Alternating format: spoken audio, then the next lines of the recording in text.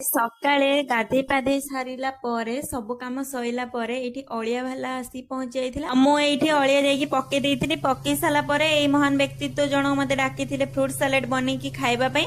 ଆଉ ଖାଇ ସାରିଲା ପରେ ମତେ କଣ କହୁଛନ୍ତି ଏଇଠି ଶୁଣନ୍ତୁ। ଏଇଠି ମତେ କହୁଛନ୍ତି କି ତମେ ଖାଇ ଖୁଆ ସାରିଲଣି, କେମିତି ଝଡିବ ଏଇଠି ଆସିକି ଟିକେ ବେଦନା ଗୁଡା ଛଡେଇ ଦିଅ, ଛଡେଇକି ସେ ଷ୍ଟକ୍ କରିକି ଫ୍ରିଜ ରେ ରଖିବେ।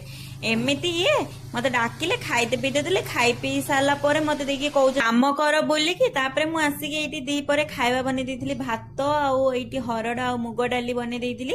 ଆଉ ତା ସହିତ ଏଇଟା ବନେଇଥିଲି କୁନ୍ଦୁଡି ଆଉ ପୋଟଳ ଆଳୁର ଭଜା। ଆଉ ଏଇଟା ଆଳୁ ଟମାଟୋ ପିଆଜ କଞ୍ଚା ଲଙ୍କା ଆଉ ଆମ୍ବୁଲ ପକେଇକି ଗୋଟେ ପାଗ ହଉଥିଲା, କାହିଁକିନା ଖାଇବାର ଗୋଟେ ପାଗ ନହେଲେ ହବନି। ତାପରେ ମୁଁ ଏଇଠି ଉଠିଲା ବେଳେ ବର୍ଷା ବହୁତ ଜୋରସେ ହେଇଥିଲା। ତାପରେ ମୁଁ ଏଇଠି ସନ୍ଧ୍ୟାବେଳେ ନେଇ ଆସିଥିଲେ ସ୍ୱାମୀ ସମୋସା ଆଉ ଚଟନି, ମୁଁ ଆଣିକି ତାଙ୍କୁ ଦଉଥିଲି। ଆଉ ଆମେ ଦି ଜଣ ମିଶିକି ଖାଇ ନେଇଥିଲେ। ତାପରେ ରାତିରେ ଖାଇଥିଲି ଏଇଠି ଚକୁଳି, ତା ସହିତ ଏଇଠି ମଟର ଆଳୁ ତରକାରୀ ଆଉ ଏଇ ଡାଲି ଆଉ ଏଇ ପିଠା ଆଉ ଏଇ ମଟର ତରକାରୀଟା ସକାଳୁ ବନେଇଥିବା ସେ ଫ୍ରୁଟ ସାଲେଡ ଦିଦି ହିଁ ମତେ ଦେଇଥିଲେ। କାହିଁକିନା ମତେ ଲାଗୁଛି ବୋଧେ କାଲି ସକାଳୁ କିଛି ଗୋଟେ ବଡ କାମ ଅଛି, ସେଇଥିପାଇଁ। ତ ଆଜି ପାଇଁ ଏତିକି। ଭିଡିଓଟି ଭଲ ଲାଗିଥିଲା ଲାଇକ୍ କମେଣ୍ଟ ସବସ୍କ୍ରାଇବ କରିବେ। ରହୁଛି, ଜୟ ଜଗନ୍ନାଥ।